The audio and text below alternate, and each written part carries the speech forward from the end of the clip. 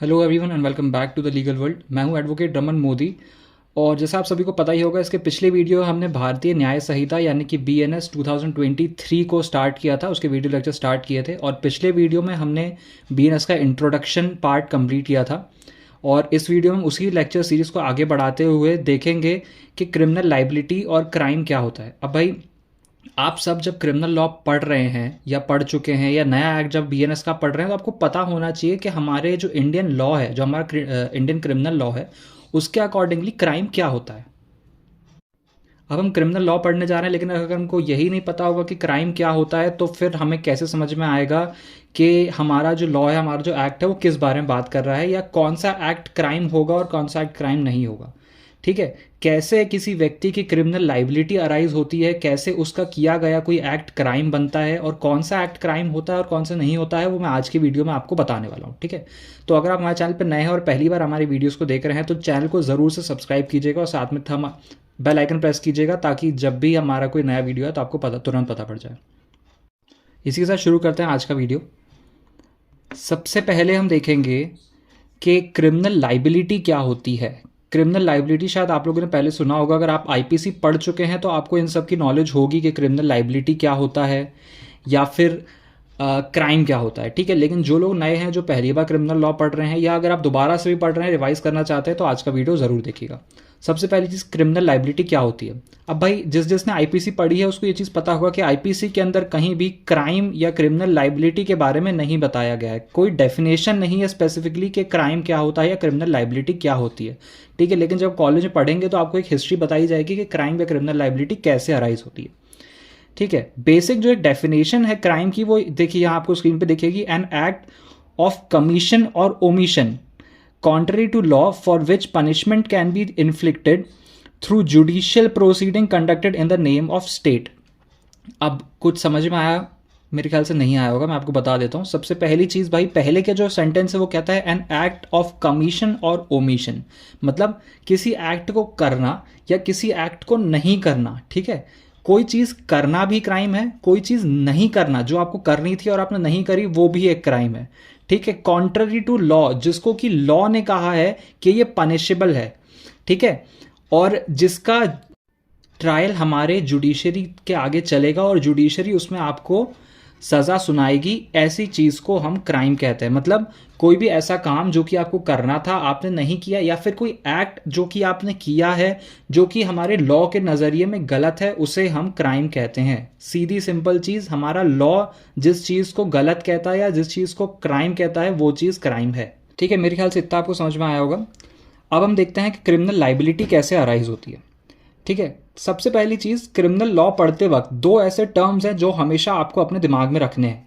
आपको जब भी आपके सामने कोई सर्कमस्टेंस आता है या कोई कंडीशन अराइज होती है, तो आप उसको इन दो टर्म्स में फिट करके देखेंगे। ये एक फॉर्मूले की तरह है, आप इसमें फिट करके देखेंगे तो आपको ऑटोमेटिकली समझ में आ जाएगा कि वो जो एक्ट है या जो सर्कमस्टेंस है वो क्राइम है कि नहीं है।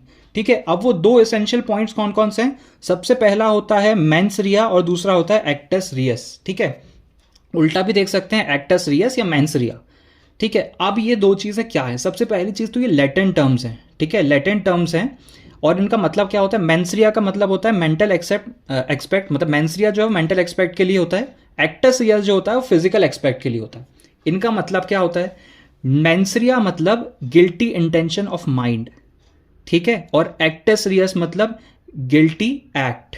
ठीक है, अब देखो, मैं आपको एक एग्जाम्पल के थ्रू समझाता हूँ। मान लीजिए एक A नाम का व्यक्ति है जो कि पूरी प्लानिंग करता है कि उसे किस तरह से एक B नाम के व्यक्ति को मारना है। ठीक है, वो मेंटली पूरी एक प्लानिंग करता है कि भाई मैं यहाँ जाऊँगा, उसके घर में जाऊँगा, एक चाकू लूँगा, चाकू से उसको मारूंगा और ऐसे वो मर जाएगा। ठीक है, इस तरह से वो प्लानिंग करता है। ठीक है, और एक्चुअल में फिर उसके घर जाता है, उसके घर जाके चाकू लेता है और उसको मार देता है। ठीक, बहुत छोटा सा एग्जाम्पल है, लेकिन समझिएगा। A ने पहले प्लानिंग करी कि उसको B को कैसे मारना है, फिर वो B के घर गया, उसने अपनी उस प्लानिंग को एग्जीक्यूट कर दिया। जब A ने प्लानिंग करी तब वहाँ अप्लाई हुआ मेंस रिया। मेंस रिया वहाँ क्यों अप्लाई हुआ? क्योंकि A का गिल्टी इंटेंशन था, ए का गिल्टी माइंड था। जब भी आप कोई क्राइम करते हैं तो देखा जाता है कि आपका उस क्राइम या उस एक्ट को करने के पीछे का इंटेंशन क्या था। अगर आपने गिल्टी इंटेंशन से, क्रिमिनल इंटेंशन से उस चीज़ को किया है तो वो क्राइम है। अगर आपने उस चीज़ मतलब कोई एक्ट करने के पीछे आपका क्रिमिनल इंटेंशन नहीं था, आपने गुड फेथ से किया है, गलती से हो गया, तो वो क्राइम नहीं है। ठीक है, यहां जो हमारा ए था, हमारे एग्जाम्पल में जो ए नाम का व्यक्ति था, इसका क्लियर इंटेंशन था कि इसको बी को मारना है, तो यानी इसका गिल्टी इंटेंशन था, इसका क्रिमिनल इंटेंशन था। ठीक है, लेकिन क्या केवल इसका जो इसने जो सोचा, ये अपने घर में बैठा है, इसने अपने घर में बैठ कर सोचा कि मुझे किस तरह से बी को मारना है, क्या वो एक क्राइम है? नहीं। केवल अपने दिमाग में सोचना कि मुझे क्राइम कैसे करना है या मैं क्या करूंगा, वो चीज क्राइम नहीं है अनलेस एंड अनटिल आप उस चीज को एग्जीक्यूट कर दो। तो जब ए ने उस क्राइम को अपने दिमाग में सोचा, वो था उसका गिल्टी इंटेंट ऑफ माइंड, यानी कि मेंस रिया। और जब वो एक्चुअल में बी के पास पहुंचा और उसने जाके बी को मारा, स्टैब किया चाकू से, तब वहां हुआ एक्टस रियस, यानी कि क्रिमिनल एक्ट, गिल्टी एक्ट। ठीक है, और ये दोनों सर्कमस्टेंस, ये दोनों चीजें मिला के बनी क्या? एक क्राइम, एक ऑफेंस। ठीक है, क्लियर है, समझ आई थी चीज? जो दो हमारी टर्म्स हैं, हम इनको थोड़ा डिटेल में देखते हैं, क्या ये कहते क्या है एक्चुअल में। सबसे पहली चीज हम एक्टस रियस देखते हैं। एक्टस रियस लैटिन में होता है, एक लैटिन वर्ड है जिसका इंग्लिश में क्या मतलब होता है? Guilty act. ठीक है, गिल्टी वॉलंटरी एक्ट। ठीक है, आप ये जो गिल्टी एक्ट यानी आप जो क्रिमिनल एक्ट कर रहे हो, या आप वॉलंटरी कर रहे हो, वॉलंटरी मतलब अपनी स्वेच्छा से कर रहे हो, किसी के दबाव में नहीं कर रहे हो। ठीक, अगर आप किसी के दबाव में आकर कोई क्राइम करते हो, कोई ऑफेंस करते हो, तो आप उस चीज़ के लिए लाइबल नहीं होगे। लेकिन इसके भी कुछ एक्सेप्शंस हैं। ठीक है, क्या बोला मैंने? अगर आप किसी के दबाव में आकर, अपनी स्वेच्छा से आप वो क्राइम नहीं कर रहे हो, आप किसी के दबाव में आकर वो क्राइम कर रहे हो, तो आप उस क्राइम के लिए लाइबल नहीं होगे। ठीक है, क्यों? क्योंकि आप वो क्राइम नहीं करना चाहते थे। आपने एक्टस रियस तो किया, यानी कि आपने क्राइम तो किया, आपने जाके बी को स्टैब तो किया, लेकिन उसके पीछे आपका इंटेंशन नहीं था। हमारे वही वाला एग्जांपल में आ जाते हैं। ए जो है यहाँ पे, ए का कोई इंटेंशन नहीं है कि उसको बी को मारना है, लेकिन सी जो है उसने ए को कहा कि भाई अगर तुम बी को नहीं मारोगे तो मैं तुम्हारी बेटी को मार दूंगा। तो यहाँ पे क्या हुआ? यहाँ ए का कोई गिल्टी इंटेंशन नहीं था बी को मारने का, केवल सी ने उसको धमकाया, जिस वजह से ए ने बी को स्टैब किया और बी मर गया। ठीक है, यहां पे अकेला क्या हुआ? एक्टस रियस हुआ, केवल गिल्टी एक्ट हुआ। तो अकेला गिल्टी एक्ट भी क्राइम नहीं होता है और अकेला गिल्टी इंटेंशन भी क्राइम नहीं होता है।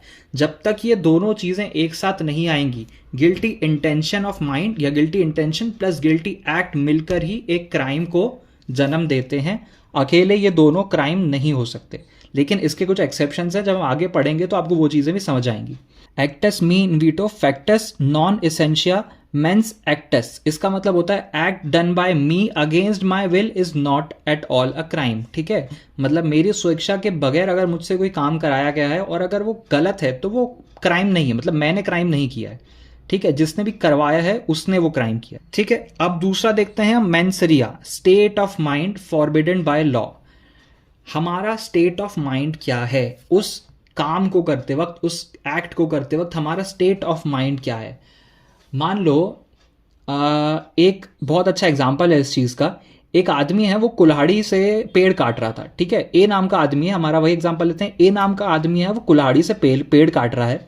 एकदम से बी नाम का व्यक्ति उसके पीछे आके खड़ा हो गया। ठीक है, ए एकदम अननोन है, उसको नहीं पता कि बी उसके पीछे खड़ा है। ए ने अपनी कुल्हाड़ी चलाई और वो जाके बी को लग गई, बी के सर में लगी, बी के सर से खून बहा और बी मर गया या बी को इंजरी हो गई। ठीक है, अब क्या यहाँ पे ए का गिल्टी इंटेंशन था? नहीं था, क्योंकि ए तो बिल्कुल ही अननोन था, ए को पता ही नहीं था कि उसके पीछे कोई खड़ा हुआ है, वो अपना काम कर रहा था।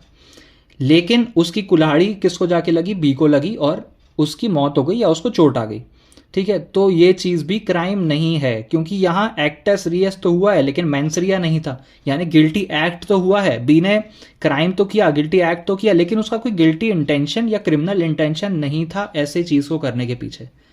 ठीक, अब कुछ और भी की पॉइंट्स हैं जो कि क्रिमिनल लॉ में बहुत ही ज़्यादा इंपॉर्टेंस रखते हैं, जिसमें से दो सबसे मेजर जो हैं वो है इंटेंशन और नॉलेज।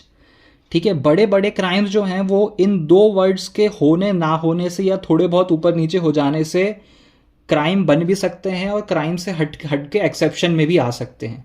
ठीक है, कौन से दो वर्ड्स, पहला है इंटेंशन और दूसरा है नॉलेज। हालांकि रेकलेसनेस और नेग्लिजेंस भी है, मगर इंटेंशन और नॉलेज अपने आप में दो बहुत इंपॉर्टेंट पॉइंट्स हैं। ठीक है, अब देखिएगा, मैं वही एग्जाम्पल के थ्रू आपको बताता हूँ। ए जो है, ए ने क्या किया, ए ने बी की गाड़ी का ब्रेक फेल कर दिया। ठीक है, ए ने क्या किया, ए ने बी की गाड़ी का ब्रेक फेल कर दिया। किस इंटेंशन से, कि ये गाड़ी चलाएगा, ब्रेक लगाने की कोशिश करेगा, ब्रेक लगेगा नहीं, ये गिरेगा और इसको चोट आ जाएगी। ठीक है, ए का इंटेंशन यहाँ पे क्या था, हाइपोथेटिकली ए का इंटेंशन ये था कि भाई बी जो है वो गाड़ी चलाएगा, उसकी गाड़ी का ब्रेक लगेगा नहीं क्योंकि वो मैंने फेल कर दिया, वो गिरेगा और उसे चोट लगेगी। ठीक है, ए का इंटेंशन केवल बी को चोट पहुंचाने का था। ठीक है, लेकिन ए को नॉलेज थी इस बात की कि भाई मैं ब्रेक फेल कर रहा हूं, इसकी वजह से जो एक्सीडेंट होगा उससे बी की मौत भी हो सकती है। ठीक है, जो व्यक्ति क्राइम कर रहा है, क्या उसको अपने किए गए एक्ट के पीछे के यानी होने वाले कॉन्सिक्वेंसेस का अंदाजा है कि नहीं है, ये भी देखा जाता है क्राइम के अंदर। अगर आप अपने किए हुए एक्ट के कॉन्सिक्वेंसेस को नहीं समझ सकते हैं या आपको नहीं पता है कि उसका क्या होने वाला है, तब भी वो चीज़ क्राइम से हट जाती है। लेकिन ये चीज़ केवल तभी आएगी जब आपको नॉलेज ही ना हो कि आप जो एक्ट कर रहे हैं उसके कॉन्सिक्वेंसेस क्या होंगे। ठीक, यही वाला एग्जाम्पल में हम थोड़े से चेंजेस करते हैं। ए जो है वो बी की चाय में जहर मिला देता है। ठीक है, ए क्या करता है, बी की चाय में जहर मिला के बी को चाय दे देता है, लेकिन बी की जगह वो चाय जो है वो सी पी लेता है। ठीक है, अब ए का इंटेंशन यहां क्या था भाई, ए का इंटेंशन था बी को मारने का। ए का सी से कोई लेना देना नहीं था, उसका इंटेंशन केवल बी नाम के व्यक्ति को मारने का था। लेकिन वो चाय जिसमें उसने जहर मिलाई थी वो किसने पी लिया, वो सी ने पी लिया। अब यहाँ ए को कोई नॉलेज ही नहीं था कि भाई ऐसा भी कुछ हो सकता है, मेरी बनाई हुई जो चाय है जिसमें मैंने जहर मिलाया था वो बी के अलावा भी कोई पी सकता है। ए का सी को मारने का कोई इंटेंशन नहीं था, ना ही उसको नॉलेज था, लेकिन उसकी वजह से किसी की जान गई है। और ए का क्रिमिनल इंटेंशन जरूर था किसी ना किसी को मारने का, तो यहां पे जो ए है वो क्या होगा, वो गिल्टी होगा सी की मौत के लिए, लेकिन वॉलेंटरीली नहीं होगा। ठीक है, उसने स्वेच्छा से सी को नहीं मारा है, लेकिन मारा है और उसका क्रिमिनल इंटेंशन भी था मारने का। भले ही सी को मारने का नहीं था, लेकिन किसी ना किसी को मारने का तो था और कोई ना कोई तो मरा है। तो ऐसी कंडीशन में वहां कल्पेबल होमिसाइड का एक सेक्शन है वो वहां पे अप्लाई हो जाता है, culpable homicide not amounting to murder. ठीक है, जब ये आगे आप पढ़ेंगे कल्पेबल होमिसाइड और मर्डर, इनका डिफरेंस, तो आपको वो चीज़ मैं समझाऊंगा कि इन दोनों में डिफरेंस क्या होता है। ठीक, लेकिन यहाँ आप जानिएगा कि इंटेंशन और नॉलेज, ये दो जो पॉइंट्स हैं ये बहुत ज़्यादा इंपॉर्टेंस अपने आप में रखते हैं किसी क्राइम को क्राइम बनाने के लिए और उसको एक्सेप्शन में रखने के लिए। ठीक, इसके बाद अगला हम देखते हैं recklessness. Recklessness signifies a state of being mentally indifferent to absolute risk higher degree than negligence because there is a certain risk for which the individual decides to remain indifferent। अब भाई रेकलेसनेस रेकलेसनेस का मतलब आप सभी को पता होगा। Recklessness का मतलब क्या होता है, लापरवाही से किया गया कोई काम या लापरवाही। ठीक है, आपकी लापरवाही से अगर कुछ हो जाता है तो वो चीज़ भी क्राइम है। जब मैंने ऊपर आपको क्राइम की डेफिनेशन बताई थी तो मैंने वहाँ दो वर्ड्स कहे थे। पहला क्या कहा था, पहला मैंने कहा था कमीशन और दूसरा कहा था ओमिशन, यानी कि कोई काम करना और कोई काम नहीं करना, दोनों से ही क्राइम हो जाता है। ठीक है, अब मान लीजिए एक सड़क पे कहीं पे खुदाई चल रही थी। ठीक है, जेसीबी या किसी चीज़ से कुछ डिगिंग का काम चल रहा था और वहाँ जो वर्कर थे उनका काम था कि भाई रात को जब सारा काम वाइंड अप होता है तब आपको वहाँ बैरिकेड लगा के जाने होते हैं ताकि कोई भी व्यक्ति आए तो वो गड्ढे में ना गिरे। लेकिन वर्कर्स के नेग्लिजेंस की वजह से या उनकी लापरवाही, रेकलेसनेस कह सकते हैं, इसकी वजह से क्या हुआ, उनने बैरिकेड नहीं लगाए। बैरिकेड नहीं लगाए तो क्या हुआ, एक आदमी आया गाड़ी पे और वो गाड़ी समेत गड्ढे में गिर गया। अब यहाँ किसकी लापरवाही थी, यहाँ पे उन वर्कर्स की लापरवाही थी, लेकिन उनकी लापरवाही की वजह से किसी को तो चोट पहुंची है, तो वो चीज़ भी क्राइम के अंदर आएगी क्योंकि वहाँ पे रेकलेसनेस या फिर नेग्लिजेंस वाला पॉइंट अराइज हो जाता है। आपको कुछ चीज़ करनी थी जो कि आपकी ड्यूटी थी, आपको वहाँ पे बैरिकेड लगाना था ताकि किसी को चोट ना आए, आपने अपने उस काम को नहीं किया, आपके काम को नहीं करने की वजह से भी किसी को चोट आई है तो वो भी क्राइम है। ठीक है, अगर किसी चीज़ को करने से आती है तो भी क्राइम है, नहीं करने से अगर किसी को कुछ चोट पहुंचती है या कुछ होता है तो वो भी क्राइम की कैटेगरी में ही फॉल करेगा, क्राइम ही कंसीडर किया जाएगा। ठीक है, क्या हमारे 4 पॉइंट्स हैं? इंटेंशन, नॉलेज, रेकलेसनेस और नेग्लिजेंस। नेग्लिजेंस का मतलब भी वही होता है, कोई काम करना था और नहीं किया, नेग्लेक्ट कर दिया, ठीक है, भूल गए, नहीं किया, छोड़ दिया, ठीक है। ये 4 पॉइंट्स हमेशा ध्यान में रखिएगा। आप चाहें तो वीडियो पॉज करके ये सारे पॉइंट्स नोट डाउन भी कर सकते हैं, ताकि आपके नोट्स बनाने में आपको ईजी होगा। अब मैंसरिया के कुछ केस लॉज भी हैं, मैं आपको वो भी बता देता हूँ। सबसे पहला केस लॉ है B Nathulal versus state of MP, AIR 1966 का केस है ये। सुप्रीम कोर्ट ने इसमें जजमेंट दिया था। इसमें क्या होता है, जो हमारा पार्टी है उसने, वो एक ग्रेन डीलर रहता है, यानी कि अनाज का व्यापारी रहता है। वो ऑथराइज लाइसेंसिंग अथॉरिटी के पास लाइसेंस के लिए अप्लाई करता है, ठीक है, लाइसेंस के लिए अप्लाई करता है, उसकी फीस भी जमा कर देता है, और उसके बाद वो क्या करता है, कुछ अनाज खरीद लेता है, ग्रेन खरीद लेता है, और उसको अथॉरिटीज़ के पास भेजता है चेक कराने के लिए, बेचने के लिए, ठीक है। तो जब लाइसेंसिंग अथॉरिटी के पास उसका अनाज पहुंचता है, तब वो देखती हैं कि भाई ये जो अनाज की इसने क्वांटिटी भेजी है, ये सेक्शन 7 के अकॉर्डिंग जो परमिटेड क्वांटिटी है उससे ज़्यादा है, ठीक है। उसके पास जो ऑलरेडी लाइसेंस था वो कुछ कम क्वांटिटी का था, उसने जिस लाइसेंस के लिए अप्लाई किया था पहले वो ज़्यादा क्वांटिटी वाले के लिए किया था, लेकिन उसका जो लाइसेंस है जिसके लिए उसने अप्लाई किया है वो रिजेक्ट हो गया है, ड्यू टू सम रीज़न उसका लाइसेंस जो रिजेक्ट हो गया है। ये बात उस बी नाथूलाल नाम के व्यक्ति को नहीं पता थी। ये ना जानते हुए उसने क्या किया, उसने अपना ग्रेन जो है वो आगे बेचने के लिए भेज दिया। तो ऐसे कंडीशन में जो लाइसेंसिंग अथॉरिटी थी उसने उसके ऊपर चार्जेस लगा दिए, पेनल्टी लगा दी कि आपने लिमिटेड जो आपका एक सर्टेन अमाउंट है उससे ज़्यादा ग्रेन बेचने के लिए आगे भेजा है। तो भाई यहाँ पे जो बी नाथूलाल है उससे ये चीज़ अनजाने में हुई है, उसका इंटेंशन नहीं था, क्योंकि उसको नॉलेज ही नहीं था कि उसका जो लाइसेंस है जिसके लिए उसने अप्लाई किया है वो रिजेक्ट हो चुका है। तो ना यहाँ उस व्यक्ति को नॉलेज था, ना यहाँ पे उसका इंटेंशन था। तो यहाँ पे मेंसरिया जो है वो अप्लाई नहीं होता है, उस व्यक्ति का क्रिमिनल इंटेंशन नहीं था, ठीक है। देखिए मैं आपको एक चीज़ और बताता हूँ। आपने 2 वर्ड सुने होंगे, पहला इंटेंशन तो मैंने आपको बता दिया, इसके अलावा मोटिव भी एक वर्ड होता है। अगर आप जनरली किसी से पूछेंगे कि मोटिव और इंटेंशन में क्या डिफरेंस होता है, तो व्यक्ति यही बोलेगा कि यार मोटिव और इंटेंशन तो सेम चीज़ें होती है, मोटिव और इंटेंशन में क्या डिफरेंस होगा। मतलब किसी व्यक्ति का कुछ काम को करने के पीछे क्या इच्छा है या वो क्या किस वजह से उसको काम को कर रहा है, उसको हम मोटिव या इंटेंशन कहते हैं। लेकिन अगर आप क्रिमिनल लॉ के अकॉर्डिंगली पूछेंगे तो मैं आपको कहूँगा कि मोटिव और इंटेंशन 2 अलग अलग वर्ड्स होते हैं। बहुत माइनर डिफरेंस है, लेकिन डिफरेंस है। मैं आपको बताता हूँ कैसे, ठीक है। हम फिर से एग्जाम्पल के थ्रू ही समझें, क्योंकि एग्जाम्पल के थ्रू समझना थोड़ा आसान होता है। हमारे ए और बी का एग्जाम्पल ले लेते हैं दोबारा से। ए जो है वो एक चोर है, ठीक है। ए ने प्लान बनाया कि भाई मुझे एक सुनार की दुकान से सोना चुराना है, ठीक है। क्या करना है, सुनार की दुकान से सोना चुराना है। तो यहाँ पे ए का मोटिव क्या है, सोना चुराना, ठीक है। अब ए ने क्या किया, ए ने उसी रात को गया, सुनार की दुकान का ताला तोड़ा और जो सोना था वो चुरा लिया, ठीक है। अब सोना चुराया, यहाँ उसका इंटेंशन क्या था, मतलब उसने ये जो पूरा एक्ट किया क्या है, ये क्राइम है, ये उसने क्रिमिनल इंटेंशन से किया। यहाँ उसका इंटेंशन कैसा था, गिल्टी माइंड इंटेंशन था, चोरी करने का इंटेंशन था। लेकिन वो चोरी करने के इंटेंशन के पीछे उसका मोटिव क्या था, सोना चुराना। चोरी करना उसका इंटेंशन था, सोना चुराना उसका मोटिव था, ठीक है। Motive promotes a man to form a intention. आपके पास किसी चीज को करने के लिए पीछे कोई मोटिव होना चाहिए।